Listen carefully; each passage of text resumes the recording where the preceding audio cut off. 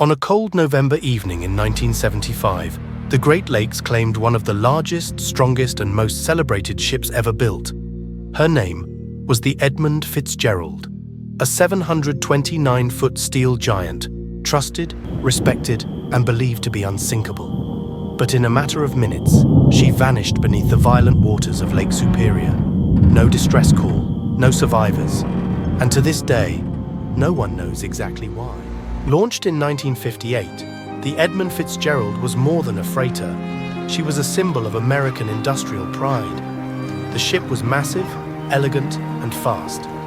Crews called her the pride of the American side for her reliability and record-breaking performance. Each trip carried iron ore across the Great Lakes, feeding the steel mills that powered a nation. Her captain, Ernest McSorley, was weeks from retirement. His crew of 29 men, experienced mariners, confident in the Fitzgerald's strength. But all of that would be tested on November 10th, a day that would become infamous in maritime history. That morning, two massive pressure systems collided over the Great Lakes, creating a storm meteorologists would later compare to a hurricane. Lake Superior, already known as the most unpredictable of the lakes, became a battleground. Winds roared at nearly 70 miles per hour. Waves towered more than 25 feet high. But the Fitzgerald and another ship, the Arthur M. Anderson, pressed forward, believing they could outrun the storm before its full force hit. They were wrong. That morning, two massive pressure systems collided. By mid-afternoon, the Fitzgerald was struggling. Her radar failed, leaving her blind in the whiteout snow. Water was flooding her topside decks, and she was riding dangerously low in the water. The Anderson stayed close behind, guiding her through the storm by radio.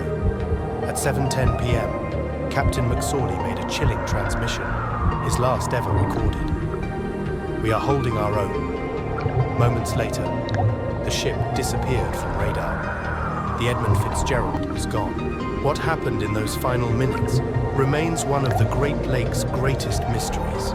There was no distress signal, no time to launch lifeboats, no sign of struggle.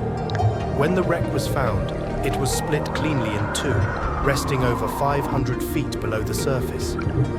Experts have theories: a rogue wave that snapped her spine, structural failure from years of heavy loads, cargo hold flooding that dragged her under too quickly for a response.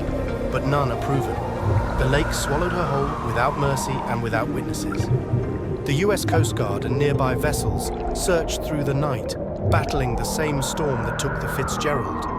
Only debris was found: twisted metal, damaged lifeboats, scattered tools, floating like ghosts on the freezing waves. All 29 crew members were lost. Families waited for answers that never came. Captain Cooper of the Anderson, the last man to speak with McSorley, later said, "The lake was a monster that night. We watched her disappear."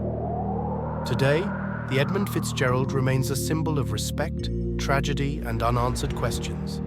Her bell has been recovered, her story preserved, and her crew honored each year. But the final moments of the Fitzgerald, those quiet, desperate seconds in the dark, remain known only to the icy depths of Lake Superior. A powerful reminder that even the greatest ships can fall, and some mysteries are meant to stay beneath the waves.